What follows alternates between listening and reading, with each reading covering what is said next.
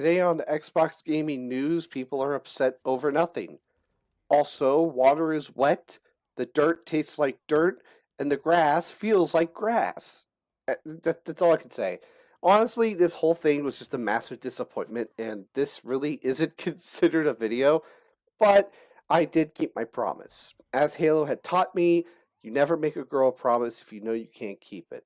Well, girl, I basically am keeping my promise, even though this is pretty mediocre. I don't even know how to explain this. One silver lining. Game Pass had announced that Diablo 4 is going to be on Game Pass and PC on March. So I think that's pretty solid, even though I don't really care about Diablo 4, but I have a friend of mine who is playing it, and she must be like super pissed because she has an Xbox Series X, so it must feel like terrible that she could have waited just literally days before that announcement.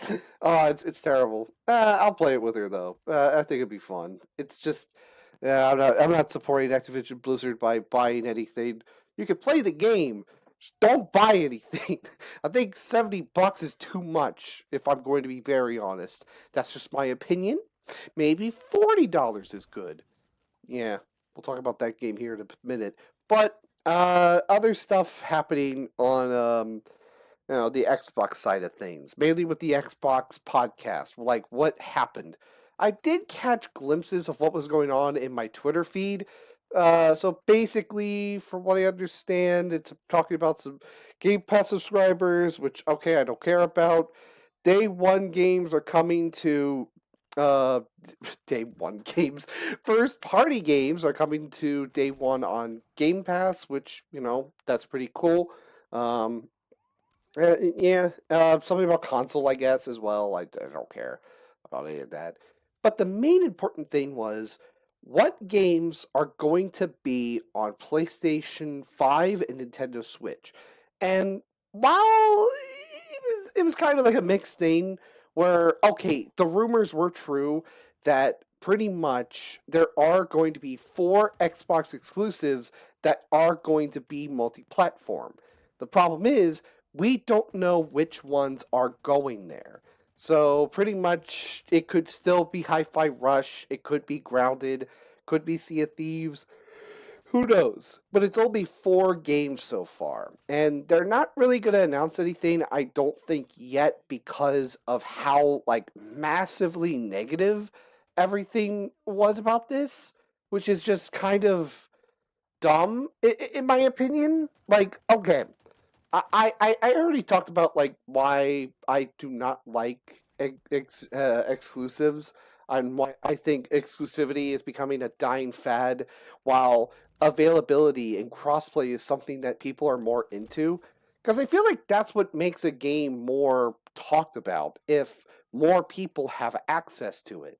Like putting an Xbox game on PC, that gets more people to talk about it. Same thing with games going on multi-platform. Everybody of different consoles and different, you know, PCs and everything. It's like they are talking about it, and whether it's negative or positive, there's still some communication of the sort. One game example I can use, the one that's like really popular, is Helldivers 2. I love the footage of these games because they're so fun. Like, not even a joke. I actually want to watch Starship Troopers now because of this game. And I'm gonna like plan on watching it with some friends of mine. Like, oh my god, I this game looks so fun. I want to be doing my part.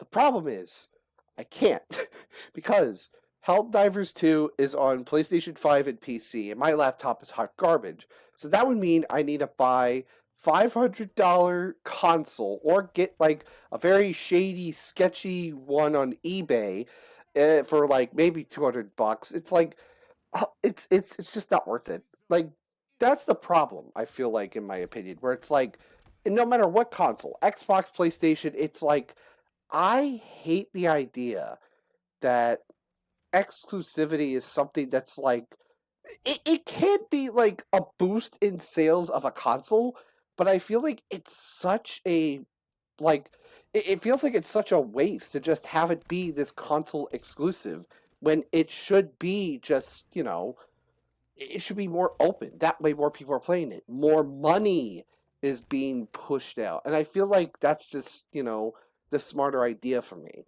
And that's the whole thing that I okay.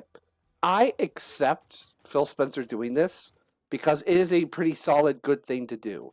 Like, I feel like more games should be available, not just to strictly one console. It should be on console and PC and even the rival console because you're being multi platform. You have more ways of making money through that way. And I feel like that's what makes the game, more lively.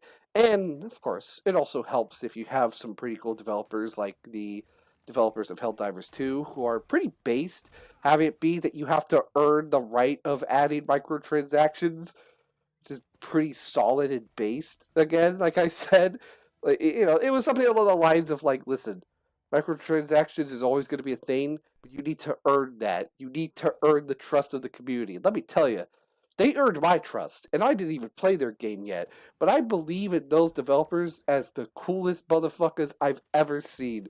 I want to support them in any way I can, because you know what? I want to do my part, even if I'm standing in the background.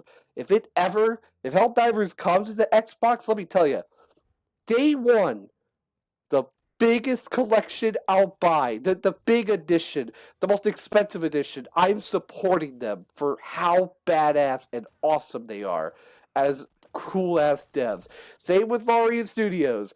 They are the two badasses that are changing the game. Okay, enough about shilling about those two, even though they're really cool. But okay, being real, I feel like this is like a good move for Xbox to do, to have it be that it's not mainly exclusives, they're also being pushed towards multi-platform because it can help the developers earn more money, but also helps, Xbox gain some money. Um, Especially one greedy asshole, Microsoft. By the way, I just want to point this out. This whole thing is a PR stunt if people have not really caught on with it on why they're going multi platform and why they're doing this. The reason is that it is a PR stunt to try to get people to forget that Microsoft had earned like $1 trillion or so. They earned like a lot of money, but they fired 1,600 people the very next day. And the worst part is, most of them were from Activision Blizzard, the company that they had bought months ago, like 3 to 4 months ago. So obviously, Phil Spencer was pretty pissed, and he almost lost Toys for Bob, which originally I thought they did. I heard that like they were gone for good, but there is confirmed reports that apparently they're not dead. They actually are still around. They're just doing a more remote location. So while they're not in the building per se, they're pretty much being remote and, they're might be working on something. But keep in mind they're still alive. But what isn't alive is the confirmed death of, well, the physical media of Xbox, meaning that Microsoft is wanting Xbox to go digital with their games because of how physical copies are being a lot more expensive with the cases and all that. And, compacting the games into discs. They're basically saying it's much more cheaper to go digital, which is true, but you are now having it be that people are starting to pirate more games, especially when this era of piracy is starting to rise up tremendously because of horrible takes and ideas that you don't own the games that you own, which technically is true, especially when digital platforms are starting to remove stuff. Like I saw 28 days later is basically having to no longer be on any like streaming service, and Blu-ray copies are essentially gone. Like, yeah, this is why people like are pirating. This is why people are very headstrong with, having physical media. And now Xbox might just no longer have physical media, giving PlayStation and Nintendo that powerful edge to promote and boost that, hey, we got physical goods. You can get it right now. And that's where they would win because people are into physical media and they'll go over to the side who has the physical goods. Like that's just it. That's just how it is. That's just how it works, you know? And yeah, this was obviously Phil Spencer deciding that, you know what, it's time to backstab these bastards. So he did. He basically then had Microsoft either trying to get good PR or trying to get like some, more money. Basically, they agreed to this. And because this is something Microsoft would never do. Like Xbox would never agree to do this. But Phil Spencer does, because Phil Spencer is more open to availability and less on exclusivity, even though he does understand that exclusives do help boost off the console sales, because consoles are pretty expensive to make. So, of course, you want to try to justify purchasing a console. But I also feel like, just buy a console that you are more comfortable with. Like, do you prefer more performance? Do you prefer more high definition? Like, that's up to you. I feel like games should just be focused on fun, not about exclusivity. But also, the games should focus on, creating a healthy environment. And if you're going to be a multiplayer game, pretty much be like Helldivers 2, where it pretty much is, less toxic and don't even do, you know, PvP. Have it be PvE, where you and your friends combine together, kill bugs and Vietnam robots. All right, that's about it. I have to get going now, but I'll see you guys with the next video that is more structured and not this. So have a good day, everybody.